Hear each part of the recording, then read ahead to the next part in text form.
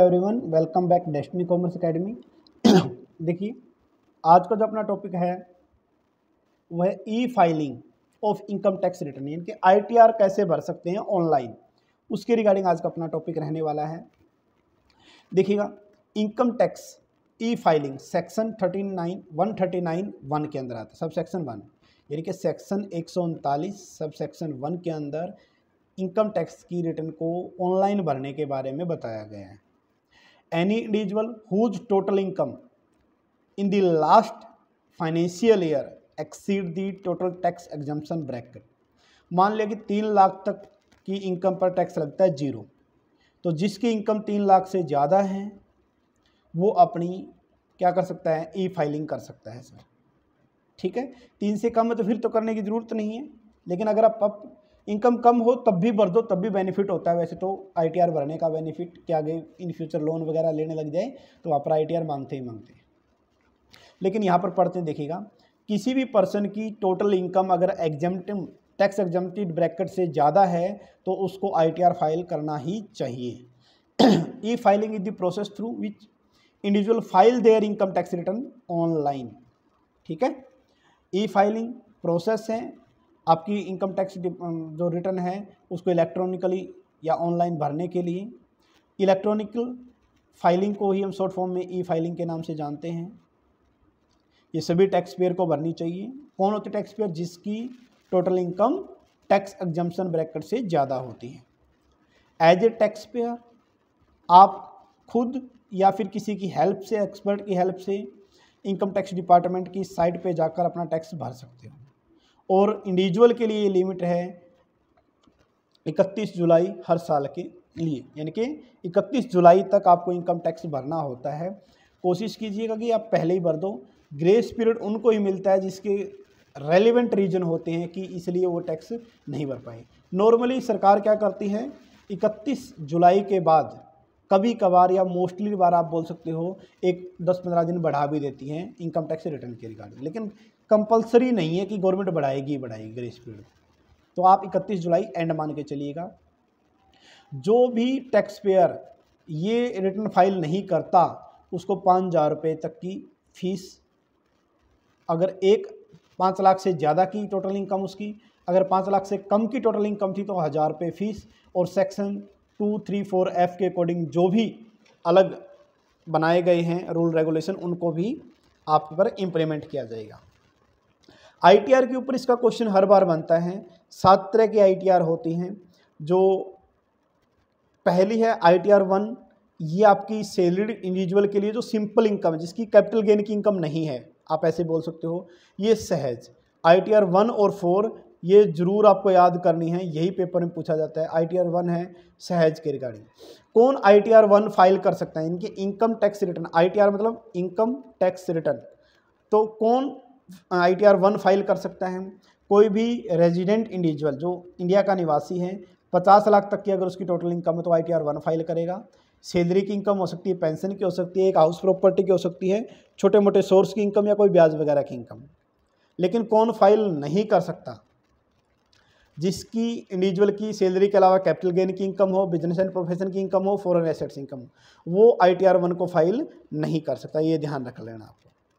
ठीक है, तो उसके लिए फिर क्या है सर, जो कैपिटल गेन है तो उसके लिए आईटीआर 2 है सर। इंडिविजुअल जिसकी इनकम ज़्यादा है और जो कैपिटल गेन भी कमाता है, यानी कि इनकम 50 लाख से ज़्यादा है तो आईटीआर 2 भरना पड़ेगा। इनकम 50 लाख से कम है तो आईटीआर 1 से काम चल जाएगा। Income from salary more than 1 house property, अगर एक हाउस प्रॉपर्टी तक है तो आईटीआर 1 है। कैपिटल गेन नहीं है तो आईटीआर 1 है। फॉरेन एसेट नहीं है तो कैपिटल, मतलब आईटीआर 1 का बिल्कुल अपोजिट हो जाता है आईटीआर 2। एग्रीकल्चर इनकम अगर 50,000 से ज़्यादा है तो वो आईटीआर 2 के अंदर वो शामिल की जाती है। वेरी वेरी इंपॉर्टेंट है, यहाँ से क्वेश्चन हर बार आता है, आप देख लेना चाहिए। इसके बाद आता है आईटीआर 3, ये आती है सर प्रोफेशनल और बिजनेस ओनर्स के लिए। कौन यूज कर सकता है सर? कोई भी बिजनेसमैन या प्रोफेशनल कौन, जो फ्रीलांसर है या कंसल्टेंट है, कोई भी हो सकता है। ठीक है, या फिर कोई कैपिटल गेन है। कैपिटल गेन कहाँ से? शेयर या इन्वेस्टमेंट वगैरह से है, या फिर पार्टनर, किसी फर्म का पार्टनर, लेकिन वो पार्टनर लिमिटेड लाइबिलिटी फर्म का नहीं होना चाहिए sir, normal ordinary partnership firm का होना चाहिए। तो वो पार्टनर की इनकम कहाँ पर आती है, ITR 3 के अंदर। और जैसे मैंने स्टार्टिंग में बताया था, ITR 1 होता है सहज और ये होता है सुगम। ये दोनों नाम याद जरूर रख लेना, सहज और सुगम। क्रॉस मैचिंग में मोस्टली क्वेश्चन पूछ लिया जाता है यहाँ से। सुगम होती है प्रिजम्पटिव इनकम टैक्स पेयर के लिए, सर छूट दे दी जाती है इनको क्या करना था, एडवांस टैक्स भी, जो प्रिजम्पटिव इनकम टैक्स पेयर होते हैं इनको एडवांस टैक्स आपको किस्तों में, 4 किस्तों में नहीं भरना पड़ता, बल्कि लास्ट में ही भर सकते हैं, ये एक ही किस्त में। इसके अंदर आते हैं इंडिविजुअल HUF आते हैं, ये स्पेशल कैटेगरी होती है, खासकर स्मॉल बिजनेसेस या प्रोफेशनल इसके अंदर आते हैं, और इनकी इनकम भी 50 लाख तक ही होती है। देखिए अगर 50 लाख तक की इनकम है, सैलरीड पर्सन है, तो इंडिविजुअल आता है, लेकिन HUF ITR 1 में नहीं, वहाँ सिर्फ इंडिविजुअल था। HUF आपका ITR 4 में अंदर आता है। कौन ITR 4 को फाइल नहीं कर सकते, फॉरेन एसेट वाले, स्पेसिफिक एग्जम्पशन वाले।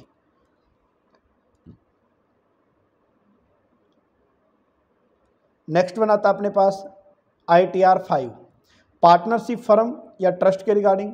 कोई पार्टनरशिप फर्म है, वहाँ पर पार्टनर था, यहाँ पर पार्टनरशिप फर्म आ गई, ठीक है ना, company type firm. Limited liability partnership है, कोई सोसाइटी या ट्रस्ट है जो ITR 7 फाइल नहीं करती। सोसाइटी ट्रस्ट का मतलब जो चैरिटेबल से रिलेटेड नहीं है, याद रख लेना, चैरिटेबल वाली ITR 7 में चली जाएगी। कोई कंपनी के रिगार्डिंग है जो सेक्शन 11 के अंदर एग्जम्पशन क्लेम नहीं करती, वो कंपनियां, या जो चैरिटेबल कंपनी या रिलीजियस कंपनी नहीं है वो कंपनियां, वो ITR 6 के अंदर आ जाती हैं। और चैरिटेबल, रिलीजियस ये ITR 7 फिल करती हैं। For trust, political party, certain institute, charitable या रिलीजियस ट्रस्ट इसमें आएगी। पॉलिटिकल पार्टी याद रखना, पॉलिटिकल पार्टी से रिलेटेड क्वेश्चन आया हुआ है पहले भी। रिसर्च इंस्टीट्यूशन से रिगार्डिंग, या कोई यूनिवर्सिटी कॉलेज जो ITR 5 और 6 के अंदर नहीं आते।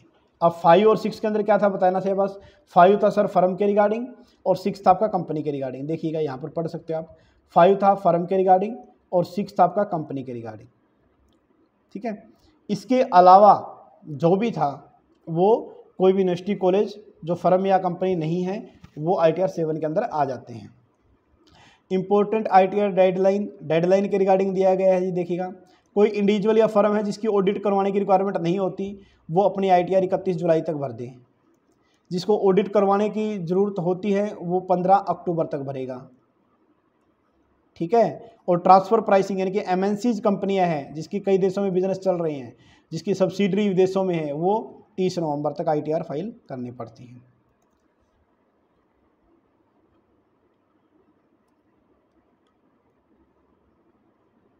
नेक्स्ट देखिएगा हाउ टू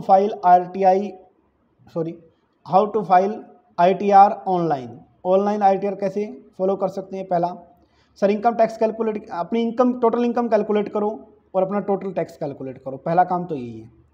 दूसरा स्टेप कौन सा आता है, TDS का सर्टिफिकेट होगा आपके पास, अगर सैलरीड पर्सन है तो 16 फॉर्म नंबर 16, या फिर 26 AS दिया गया है, ठीक है। तीसरा स्टेप आता है sir select suitable income tax form, आप फॉर्म सेलेक्ट कीजिएगा। आप अगर ऑनलाइन भर रहे हो तो ऑनलाइन के लिए 2 ही फॉर्म है, ITR 1 और ITR 4। ITR 1 होता है सहज और ITR 4 होता है सुगम, याद है। ITR 1 होता है इंडिविजुअल के रिगार्डिंग, ITR 4 होता है इंडिविजुअल प्लस HUF के रिगार्डिंग। दोनों के अंदर लिमिट मैक्सिमम इनकम जो है 50 लाख तक होनी चाहिए, ठीक है, ये ध्यान रख लेना आपको। बाकी जितने फॉर्म है 7 में से 2 निकाल दो, 5 बच गए, उनकी ऑफलाइन भरना पड़ता है आपको। क्या करना पड़ता है, ऑफलाइन, फिर उसको अपलोड कर सकते हो आप, ठीक है। द रेस्ट ऑफ, देखिए क्या दे रखा है,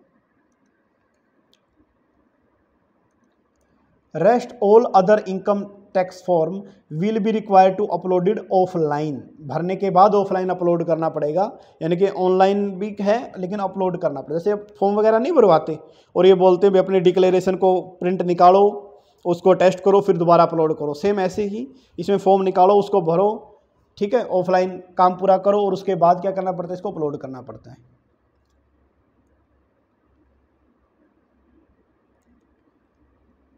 देखिएगा नेक्स्ट है स्टेप 4, डाउनलोड ITR यूटिलिटीज, ठीक है, वो फॉर्म डाउनलोड करो इनकम टैक्स डिपार्टमेंट incometax.gov.in की साइट पे जाओ, डाउनलोड पे जाओ, वहाँ पर अपना असेसमेंट ईयर कौन सा है वो सिलेक्ट करो और अपना ऑफलाइन फॉर्म डाउनलोड कर लो। ठीक है, उसको भर दो फॉर्म को, उसके अंदर अपना पूरी डिटेल आपको भरनी पड़ेगी, आपकी इनकम कितनी है, टैक्स पेबिलिटी कितनी है, रिफंड रिसीवेबल कितना, सब कुछ। और फिर वैलिडेट द इंफॉर्मेशन एंटर्ड। फिर आप उस फॉर्म को भरने के बाद, अपलोड करने के बाद आप वैलिडेट पे जाओगे, वहाँ पर क्लिक करोगे, कन्वर्ट कर दोगे जो आपने फॉर्म भरा उसको XML फॉर्मेट में, और उसको फिर इनकम टैक्स डिपार्टमेंट की साइट पर जाकर अपलोड कर दोगे। ठीक है,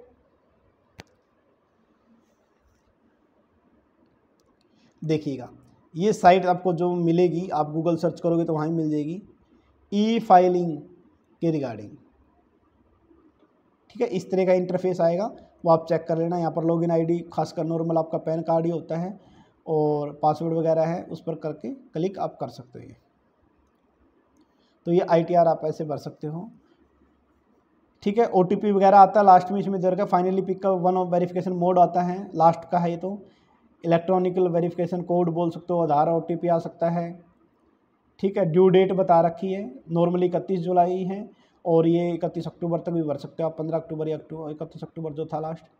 required document of the income tax filing, क्या क्या डॉक्यूमेंट चाहिए सर?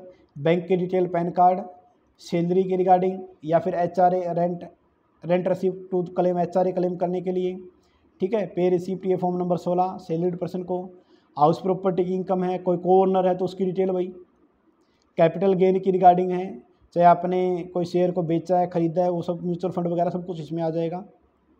और रिपोर्टिंग इनकम, आप अपनी इनकम को रिपोर्ट करते हो, income from the interest reported, interest proof वगैरह।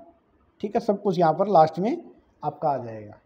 ये डॉक्यूमेंट आपको चाहिए, यानी कि ये डॉक्यूमेंट हो तभी आप ऑनलाइन फॉर्म भरना स्टार्ट कीजिएगा।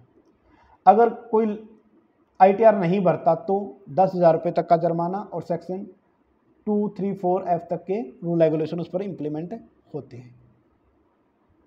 ठीक है, maximum filing for the late e filing के रिगार्डिंग दे रखा है 10,000 रुपये मैक्सिमम के रिगार्डिंग। ठीक है, तो ये था आपका जी ITR के ऊपर सारा का सारा डिटेल में। ठीक है, इसके फॉर्म नंबर वगैरह ये थोड़ा सा याद कर लेना, खासकर ये टाइप में से ही क्वेश्चन पूछ लिया जाता है और इससे ज़्यादा कुछ नहीं है इसके अंदर। ठीक है, बस और कुछ नहीं। देखो फेल होता है निर्मल तो 5,000, मैक्सिमम 10,000 तक दे रखा था। तो जी ये था आज का अपना टॉपिक। तो thank you all of you.